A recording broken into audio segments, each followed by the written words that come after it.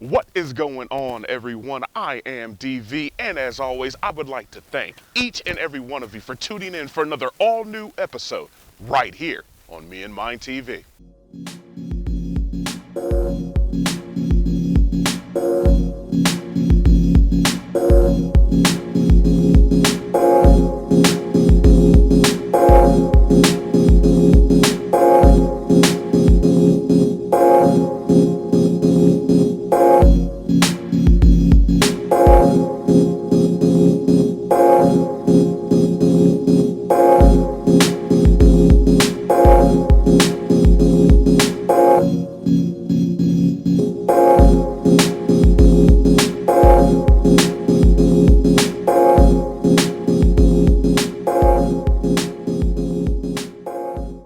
Now, after almost 2 years of owning my V6 Camaro, one of the questions that I get habitually asked on a daily basis is why I did not get a V8 Camaro. Because people love to remind me, especially those who own V8s, how much more horsepower and torque, how much faster, how much quicker, how better handling, and how short of a braking distance a V8 Camaro has compared to a V6 Camaro. Now, after almost 2 years of being asked that same dumbass question, a few months ago, I decided to make a video entitled, Why I Can't Stand V8 Camaro Owners. And if by chance you haven't seen that video, you can check it out at the link on your screen.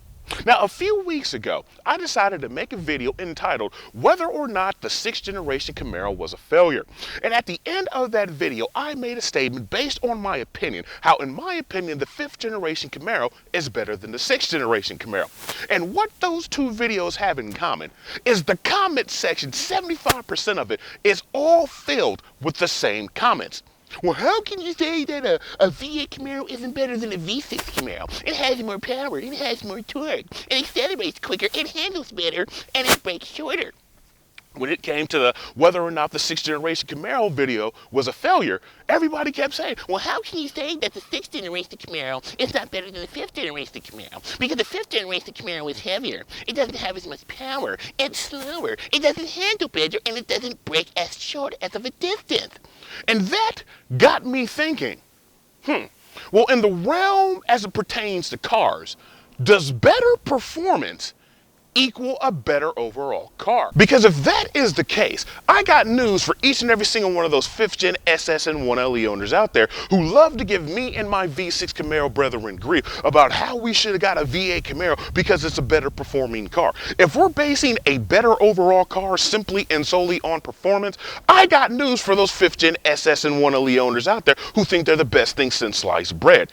You're a bunch of flipping hypocrites. How do I know that? Very simply this. Because if a better overall car means a car that has better performance, that means each and every one of you 5th Gen SS and 1LE owners out there need to sell your car and buy a Ford Mustang. Because when last I looked, when last I checked, when I finally realized I had common sense, the Ford Mustang, in comparison to a 5th Generation Camaro, is a better overall car because it's a better performing car. But wait a minute, you guys are probably looking at me a little cross, like, I ain't buying no Ford Mustang, I ain't no Ford Mustang, I don't want to get no Ford Mustang. But wait a minute here, you're sitting here telling me that your car is better than mine because it's a better performing car, but yet you won't drive and own a Ford Mustang even though it's a better performing overall car? Because if that is the case, then that means I hit the nail on the head in my Why I Cannot Stand 5th Generation V8 Camaro owners video, and how I made a statement of how many SS and 1LE owners out there are so full of shit because they think their car is better than mine simply and solely because it's a better performing car. Because if a better performing car means a better overall car, then that means each and every time you SS and 1LE owners out there hop into your car and drive it in view of the public, you are an embarrassment not only to the car but to yourself, because you're driving around with the knowledge of knowing that your car is second best. But you don't drive around thinking that your car is second best, do you? Sure as hell know that I don't. Because not only is my car the best looking on the road, my car is the best driving on the road. And how do I know that? Well, first off, I was born with a little thing I like to call common sense. Like the vast majority of you watching me right now, we're born with common sense. And we all know being car enthusiasts, at the end of the day, when we consider a car to be better than another car, it's not simply, strictly, and solely based on performance. Because yes, when we read the brochure, or when we look at the little window sticker telling us the performance of that car, yes, a car could have more horsepower, more torque, better acceleration, better braking, and better handling. But does that really mean it's a better overall car? Because the vast majority of you watching me right now would probably say no. Why? Because it's not about how those numbers on paper make us feel. It's about how those numbers on that piece of paper culminate and come together in a car as a whole that brings us the joy and the pleasure we get when we're behind the wheel. Because there are a few things in life where more is better. But I actually won't get into them on this show because this is a car show. Yeah. But cars really, in a sense, are like people.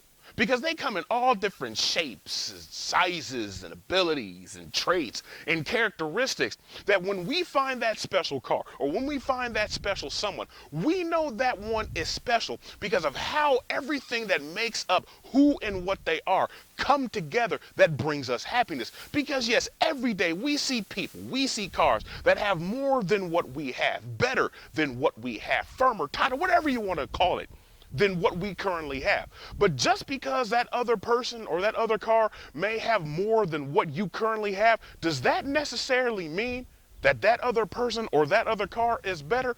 And each and every one of us know that the answer is no. Because yes, that person or that car may have something more than what we have.